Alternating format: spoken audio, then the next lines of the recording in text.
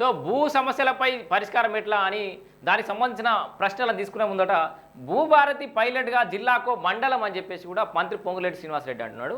So ఆ మంత్రి మాట్లాడిన అనేక అంశాలు ఇందిరమ్మ ఇళ్ళకి సంబంధించి కానీ మిగతా అనేక అంశాలు మాట్లాడిండు. అవి మాట్లాడే విషయాలు తెలుసుకున్న తర్వాత ఎక్స్క్లూజివ్గా భూభారతికి సంబంధించిన అంశాలు చూసుకుందాం. అండ్ చాలామంది కింద అన్న మీ నంబర్ కావాలి, అన్న మీ నంబర్ కావాలంటారు. అసలు కింద నంబర్ స్క్రోల్ అవుతుంది. సో ఆ మిత్రులందరూ చెప్తున్న కింద నంబర్ స్క్రోల్ అవుతుంది కదా, 8688610896 అనేది అది ఆఫీస్ నంబరు. దానికి ఫోన్ కాల్ కనెక్ట్ కాని వారు ఏదైనా సమస్య ఉంటే వాట్సాప్లో టెక్స్ట్ చేయొచ్చు, ఇబ్బంది ఏం లేదు. అండ్ వీలైన అన్ని ఎక్కువ మెసేజ్లు వస్తున్నాయి, వీలైన వాటిని అక్కడక్కడ చూసి దాన్ని ప్రస్తావించే ప్రయత్నం కూడా చేస్తున్నాం. సో ఆ నంబర్కి సంబంధించిన అంశం కూడా ఒకసారి చూడవచ్చు. ఇక భూభారతి పైలట్గా జిల్లాకో మండలం చట్టం అమలు బాధ్యత కలెక్టర్లదే, లోతుగా అధ్యయనం చేసి ప్రజల్లోకి వెళ్ళాలి. యుద్ధ ప్రాతిపదికన ఇందిరమ్మ లబ్ధిదారుల ఎంపిక, 200 దరఖాస్తులకు ఓ గెజిట్ అధికారి పర్యవేక్షణ. సో ఎల్ఆర్ఎస్ గడువు పెంచబోమని చెప్పి కూడా మంత్రి పొంగులేటి శ్రీనివాసరెడ్డి అంటుండు. సో అసలు ఏంది జిల్లాకో మండలం ఎంపిక ఏంది ఒకసారి చూద్దాం మనం.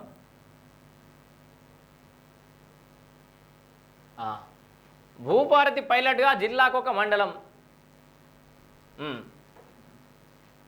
ప్రభుత్వ ఆలోచనలు ప్రాధాన్యతకు అనుగుణంగా కలెక్టర్లు పనిచేయాలని రెవెన్యూ శాఖ మంత్రి పొంగులేటి శ్రీనివాసరెడ్డి ఆదేశించారు. ఇందిరమ్మ ఇండ్లు భూభారతి చట్టం అమలుపై మరింత శ్రద్ధ వహించాలని సూచించారు. మంగళవారం సెక్రటేరియట్లో చీఫ్ సెక్రటరీ శాంతికుమార్తో కలిసి భూభారతి, ఇందిరమ్మ ఇండ్లు, ఎల్ఆర్ఎస్పై కలెక్టర్లతో వీడియో కాన్ఫరెన్స్ అయితే నిర్వహించారు. ఈ సందర్భంగా పొంగులేటి మాట్లాడుతూ ప్రజలకు అవసరమైన భూభారతి చట్టాన్ని తీసుకొచ్చామని, దీన్ని పటిష్టంగా అమలు చేయాల్సిన బాధ్యత కలెక్టర్ లేదని తేల్చి చెప్పారు. ఈ చట్టంపై లోతుగా అధ్యయనం చేసి ప్రజల్లోకి వెళ్లాలని కూడా చెప్తున్నారు. 17 నుంచి రెవెన్యూ సదస్సులు, 17 నుంచి జూన్ 2 నుంచి అన్నారు కదా, ఓకే, రెవెన్యూ సదస్సులు కంటిన్యూ అవుతున్నాయి. భూభారతి పైలట్ ప్రాజెక్ట్ అమలు చేస్తున్న 4 మండలాల్లోని 56 రెవెన్యూ గ్రామాలకు గాను 16 గ్రామాల్లో ఈ నెల 15 నుంచి రెవెన్యూ సదస్సులు నిర్వహించినట్టు పైలట్ గ్రామాలకు నిర్వహించినట్టు పొంగులేటి శ్రీనివాసరెడ్డి. ఇప్పటి వరకు జరిగిన సదస్సుల్లో భూ సమస్యలకు సంబంధించిన ఖమ్మం జిల్లా నేలకొండపల్లిలో 1076, నారాయణపేట జిల్లా మద్దూరులో 233, కామారెడ్డి జిల్లా లింగంపేటలో 810, మూలు జిల్లా వెంకటాపురంలో 3786, మొత్తంగా 5905 దరఖాస్తులు వచ్చాయన్నారు. సో ఇక్కడ క్లియర్ ఒకటి, దరఖాస్తులు వచ్చాయని మీరు అనుకుంటారు సార్, దరఖాస్తులు రాకుండా కూడా జాగాలు కిస్తాలు, తెలంగాణ భాషలో చెప్పాలంటే కిస్తాలు ఉన్న జాగాలు మస్తు ఉంటాయి. మీరే చెప్పారు, కొంతమంది నిపుణులు కూడా చెప్తారు, నేను రైతులకు కూడా చెప్తున్నా. మనకు అంతా బాగానే ఉంది, మనకు సమస్య లేదని ఇప్పుడు ఏదో క్యాంప్ పెట్టి హెల్త్ క్యాంప్ లెక్క అన్నట్టు ఇప్పుడు ఇది భూములకు సంబంధించిన హెల్త్ క్యాంప్ అన్నట్టు 20 సదస్సులు అంటే. ఆడికి పోయిన రోగం ఉన్నాడే పోతున్నాడు మీరు అనుకుంటారు. అసలు నాకు లోపల ఏమైనా రోగం తయారవుతుందా లేదా అని చెక్ చేయించుకోవాలి. నీ భూమి నువ్వే దున్నుకుంటున్నావు, మంచిగా ఉందని నువ్వు అనుకుంటావు. రేపు పొద్దుగాల ఆ కంప్లైంట్ ఇచ్చిన ద్వారా కూడా నీకు ఒక నోటీస్ వస్తుంది. ఇప్పుడు ప్రభుత్వం భూభారతిలో గదే తీసుకొచ్చింది. ఆ సర్వే నంబర్లు ఉన్న ప్రతి రైతుకు కూడా నోటీసులు అందజేస్తారు. మార్పులు చేర్పులు చేయాల్సి వచ్చినప్పుడల్లా మీ అందరి యొక్క సేవలు వినియోగించుకుంటారు, మీ యొక్క అభిప్రాయాలను సూచనలను కూడా పరిగణలోకి తీసుకుంటారు.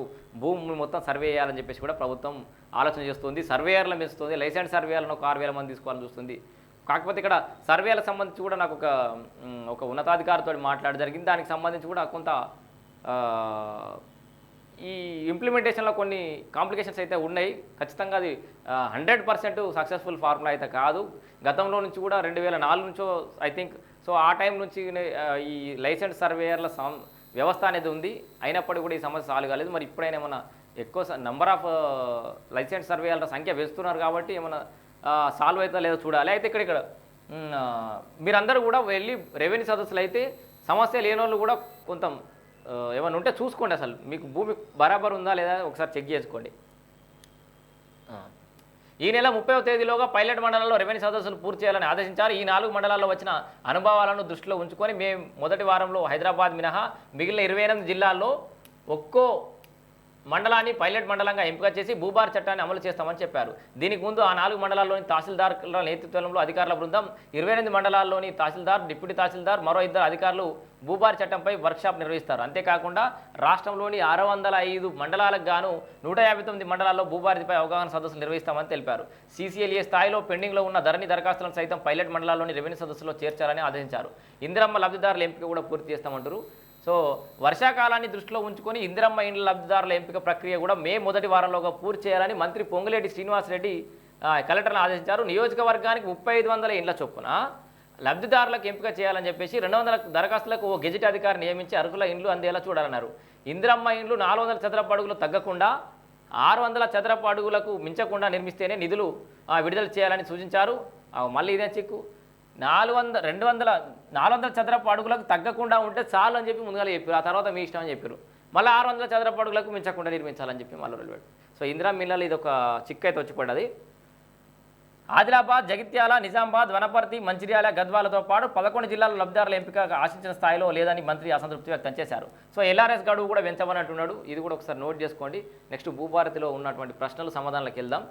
ఎల్ఆర్ఎస్ గడువు ఈ నెల 30వ తేదీతో ముగుస్తుందని, మరోసారి గడువు పెంచే ఆలోచన ప్రభుత్వం లేదని స్పష్టం చేశారు. సో ఎల్ఆర్ఎస్ కట్టని వాళ్ళు ఎవరైనా ఉంటే క్లియర్గా నోట్ దిస్ పాయింట్, ఇప్పటికే పెంచినాం మళ్ళీ పెంచామని చెప్తున్నారు. ఈ నెల 30 తారీఖే ఎల్ఆర్ఎస్ గడువు పూర్తి కాబోతుంది. ఇంకోసారి పెంచే ఆలోచనలో ప్రభుత్వం లేదు. వారం రోజుల వ్యవధి మాత్రమే ఉన్నదని, ప్రభుత్వం కల్పించిన 25% రాయితీని సద్వినియోగం చేసుకోవాలని సూచించారు. ఎల్ఆర్ఎస్ అమల్లో కలెక్టర్ల పనితీరు అభినందనీయమని కొనియాడారు. ఈ సమావేశంలో stamps and registration IG Jyoti Buddhaprakash, MAUD municipal శాఖ ముఖ్య కార్యదర్శి Danakishore, housing corporation MD PP Gautam, CCLA CMRO project director Manda Makarand అయితే పాల్గొన్నారు. మొత్తానికి భూభారతి పైలట్గా జిల్లాకు ఒక మండలాన్ని అయితే తీసుకోబోతున్నారు. దాంట్లో మీ సమస్యలు కూడా లెక్క తీసుకునే అవకాశం ఉంది. భూభారతికి సంబంధించి ఇంకా అనేక అంశాలు అయితే ఉన్నాయి.